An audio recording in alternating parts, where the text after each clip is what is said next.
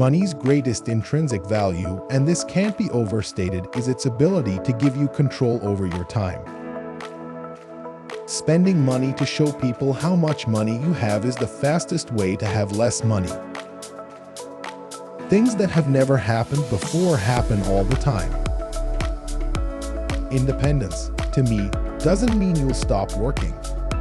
It means you only do the work you like with people you like at the times you want for as long as you want. Be nicer and less flashy. No one is impressed with your possessions as much as you are.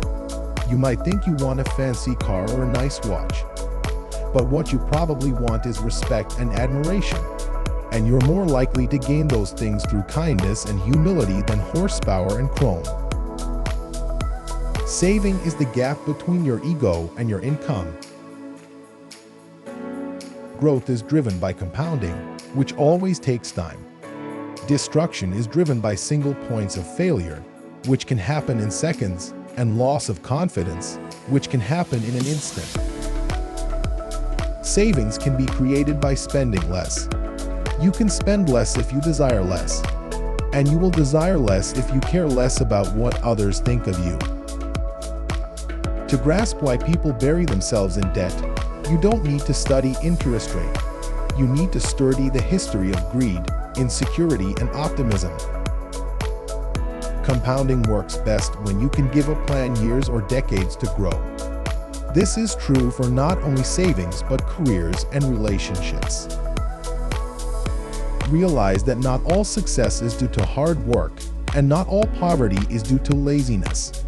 Keep this in mind when judging people, including yourself. Use money to gain control over your time, because not having control of your time is such a powerful and universal drag on happiness. The ability to do what you want, when you want, with who you want, for as long as you want to, pays the highest dividend that exists in finance. Luck and risk are siblings. They are both the reality that every outcome in life is guided by forces other than individual effort. The trick when dealing with failure is arranging your financial life in a way that a bad investment here and a missed financial goal there won't wipe you out, so you can keep playing until the odds fall in your favor.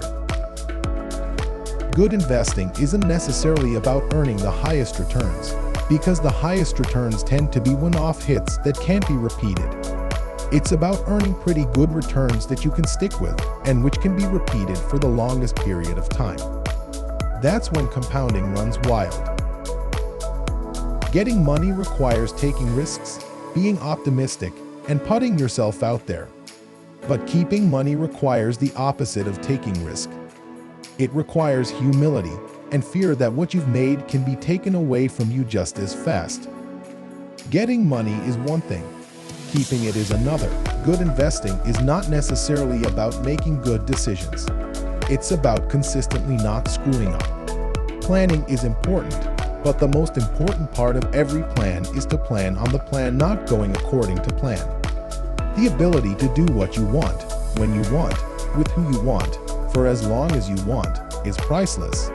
It is the highest dividend money pays. Everything has a price, but not all prices appear on labels.